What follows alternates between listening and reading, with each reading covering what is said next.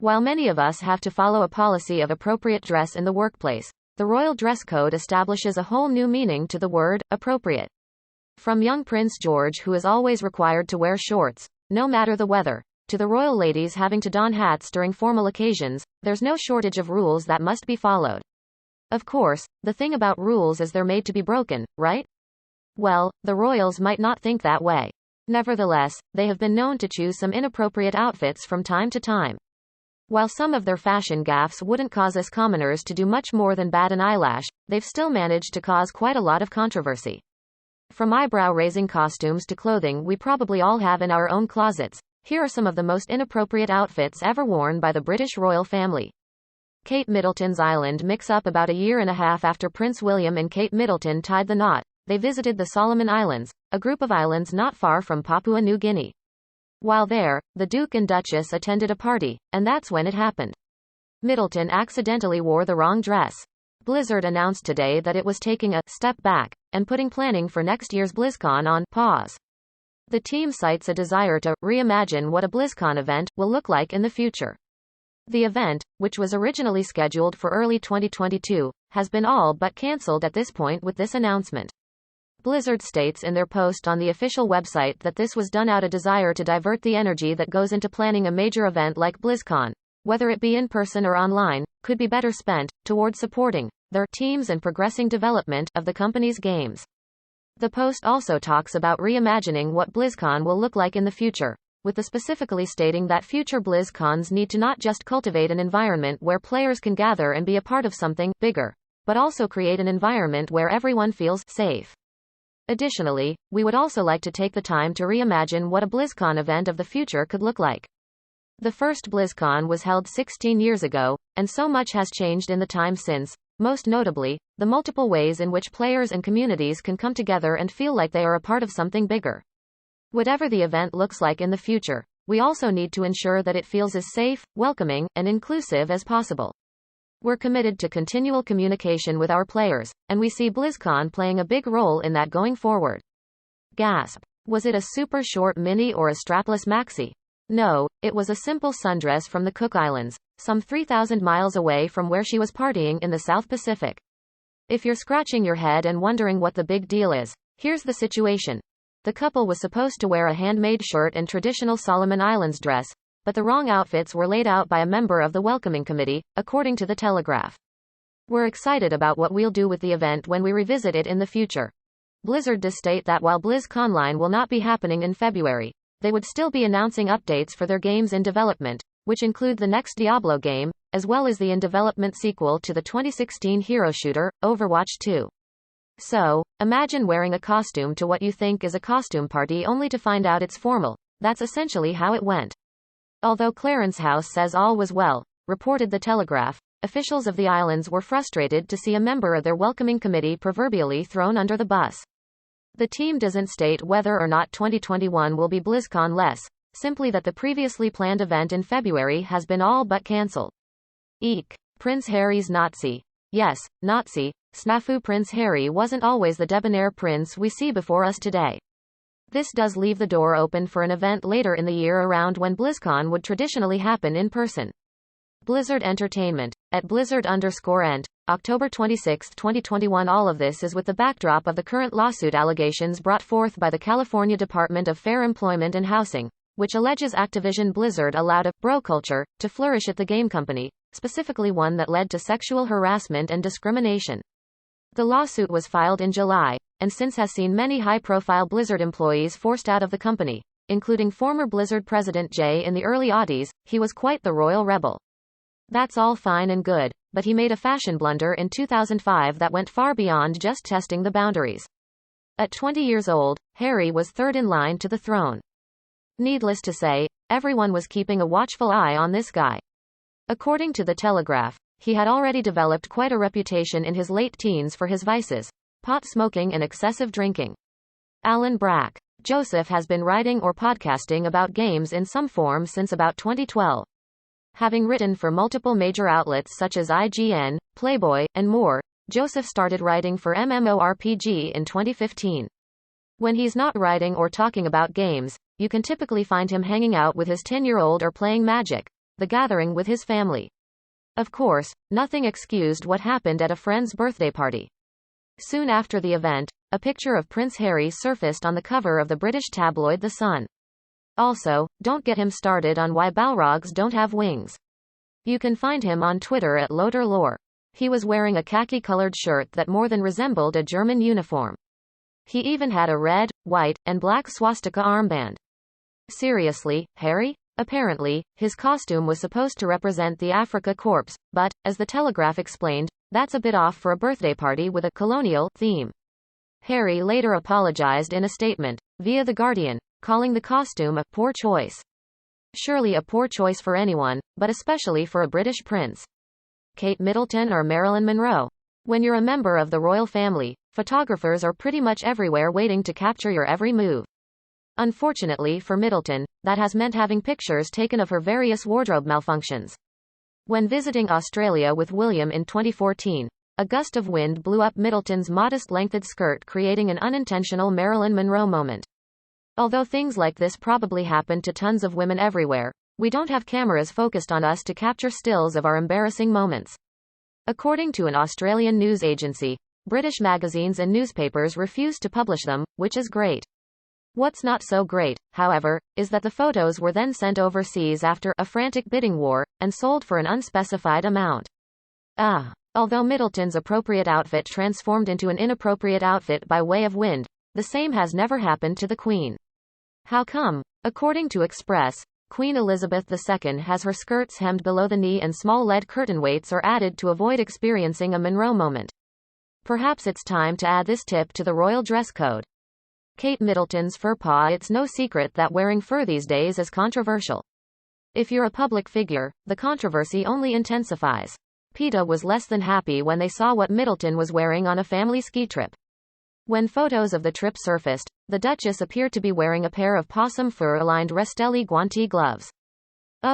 If the gloves are indeed made of real fur, we'll be contacting Kate, Mimi Bececchi, director of PETA UK, said in a statement to E! News. She further explained, since so many humane, warm and fashionable fabrics are readily available, there's no need to wear fur, possum or otherwise. Middleton is not the first one in the royal family to wear fur, but she may very well be the last given the controversy. As it so happens, no one in the royal family is actually even allowed to wear it. According to Express, way back in 1137, Edward III banned the royal family and men of the church from wearing fur. It's doubtful Middleton will make the same gaffe again. Princess Eugenie's boots were made for walking. Away. The Queen is not a fan of inappropriate, or what she considers to be inappropriate, outfits.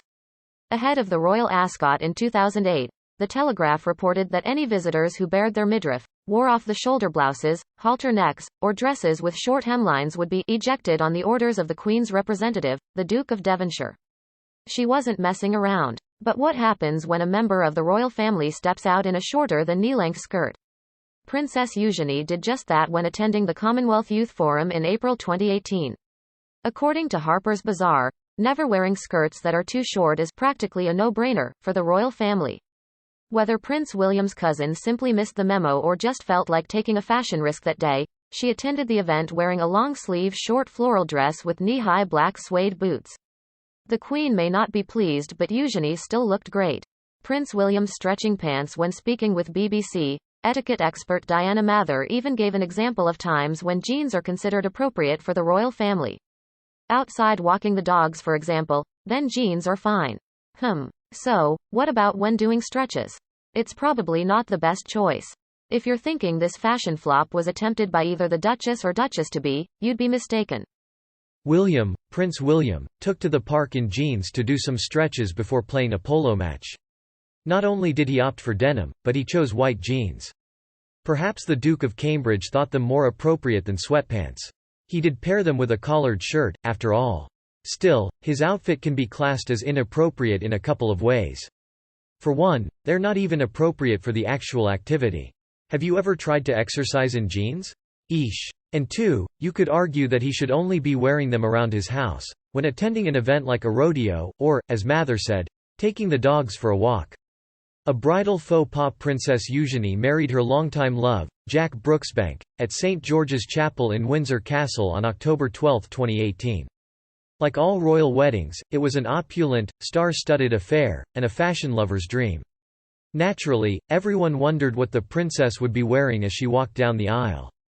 Unsurprisingly, it was absolutely stunning, the perfect mix of classic elegance. What did come as quite a shock, though, was her second wedding dress. Yes, she had two. The fact that Eugenie wore a different wedding dress for her reception isn't what was shocking. Both Kate Middleton and Meghan Markle also did for their respective weddings. What took everyone by surprise was what Eugenie wore. Cosmopolitan reported that her first breakaway from royal tradition was opting for a gown by Zac Posen, an American designer, rather than a British one. Kate wore Alexander McQueen and Meghan wore Stella McCartney. Even more shocking was the fact that her gown was blush pink rather than white or ivory. Though she strayed from tradition, no one can deny that she looked absolutely radiant. The Duchess dress déjà vu. It's safe to say that most little girls dream of one day becoming a princess, or discovering they already are a princess, total Princess Diary style. And while part of the royal fascination can undoubtedly be attributed to the unrealistic standards put forth by classic Disney films, a large part of the princess appeal is the dresses. Every classic princess has their iconic dress. Cinderella has her blue ball gown, Belle has her sparkling yellow dress, and Kate Middleton has her lilac Roxanda Ilinčić dress. It's not a ball gown, but this knee-length designer dress is definitely one of Middleton's favorites, if not the favorite. And while the dress itself isn't inappropriate, Middleton has worn it to public events multiple times. Something that certainly breaks an unspoken protocol for both celebrities and royals. According to an article published by Express, since becoming a royal, Middleton has been responsible for an estimated £150 million each year in the UK fashion industry's revenue. However, while showcasing outfits from various designers may be the norm, Middleton obviously isn't afraid to play favourites.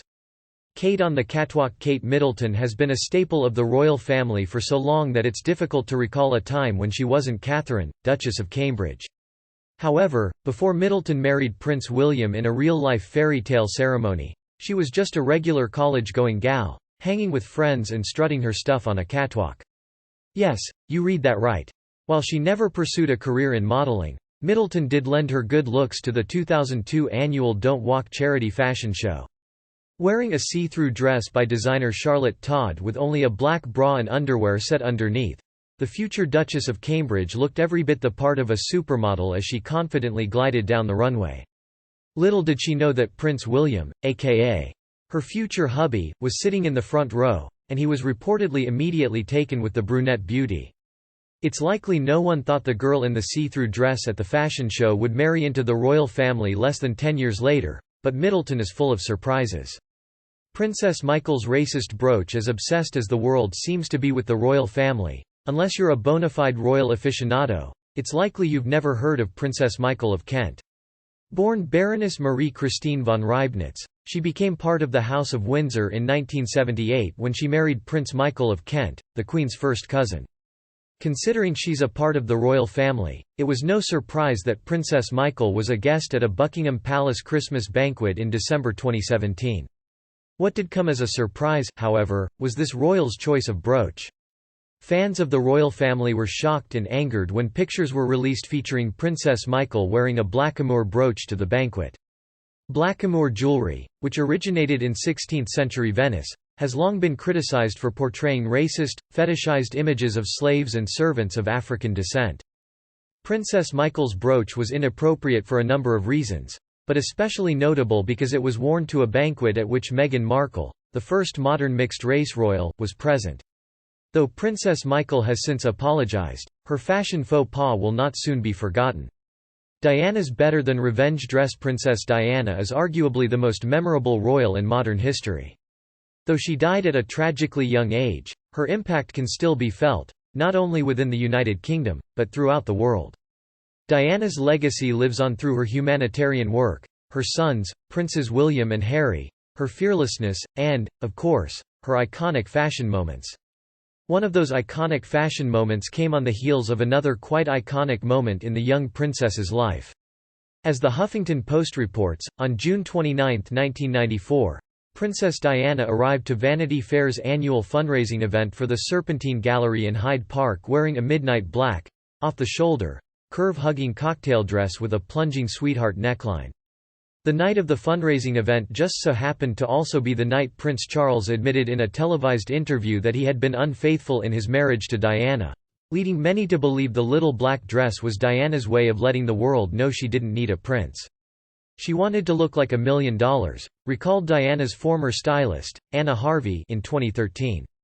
And she did. Meghan Markle's ripped jeans. While you may never see the Queen wearing a pair of jeans, though, that would be pretty amazing, you will occasionally see members of the royal family sporting denim. Although the royals are much more a khaki-wearing family, jeans are sometimes appropriate. Many places will not allow jeans as they are still seen as very casual wear. Diana Mather, a senior tutor for the English Manner Etiquette Consultancy, explained to BBC, so it is better to play safe for both sexes. Now, what about ripped jeans? Although there's no addendum to the royal denim rule citing ripped jeans are out, if plain old denim is considered very casual, you can only imagine how they view the torn variety. When Meghan Markle and Prince Harry made their first public appearance together at the Invictus Games in Toronto, many had opinions on Meghan's outfit. One Twitter user commented, "I'm thinking that you shouldn't be wearing ripped jeans while out walking in public with a prince. While it may sound harsh, them's the breaks. You're it, Meghan." Ever since her days as a Hollywood starlet, Meghan Markle has been totally slaying the fashion game. And while some of her royal fashion choices have come as a shock to those who prefer tradition over change, they have yet to disappoint us. From sporting ripped jeans, to showing some skin, to refusing to wear pantyhose during her public engagement announcement, Markle has definitely made a name for herself as possibly the most relatable royal in history. This American actress turned Duchess of Sussex doesn't give the impression of an untouchable, highfalutin royal. Instead, she genuinely seems as though she could be your BFF. And much like your BFF, and yourself, Markle makes mistakes, too. Case in point. In October 2018, photographers captured the new bride and expectant mother wearing a bold, red midi dress while stepping off a flight with Prince Harry in Tonga. Upon first glance, everything looks business as usual, but a closer look reveals a tag still dangling from the bottom of the Duchess dress. Hey, we've all been there. And with the whirlwind year Markle has had, we think this slight oversight can certainly be forgiven. Hide those shoulders, Megs. Princess Eugenie wasn't the only member of the royal family turning heads for her fashion choices at the Commonwealth Youth Forum. Meghan, who was also in attendance, made an inappropriate style decision as well. While mingling with people outside, Meghan was spotted wearing a black Camilla and Mark blazer over a black and white sleeveless pinstriped dress by Altazara, AOL reported. Once she stepped inside, however, Markle decided to take off the blazer, which exposed her, wait for it, shoulders. The royal family is apparently not a big fan of showing off their shoulders. They don't usually wear sleeveless dresses, English Manor chief executive Alexandra Messervy explained to InStyle. Even if Meghan hadn't chosen to forego sleeves, it's possible she still would have done something inappropriate, as far as the royal family is concerned. According to Harper's Bazaar, Meghan's soon-to-be sister-in-law, Kate Middleton, never takes her coat off in public, even when she transitions indoors. Taking off a coat is supposedly considered an unladylike action and one that would disrupt her outfit choice. Okay then, Meghan Markle bears all? When Harry and Meghan announced their engagement to the world, many people were looking forward to getting a glimpse of her amazing rock. Nevertheless, some people had a hard time looking past her legs.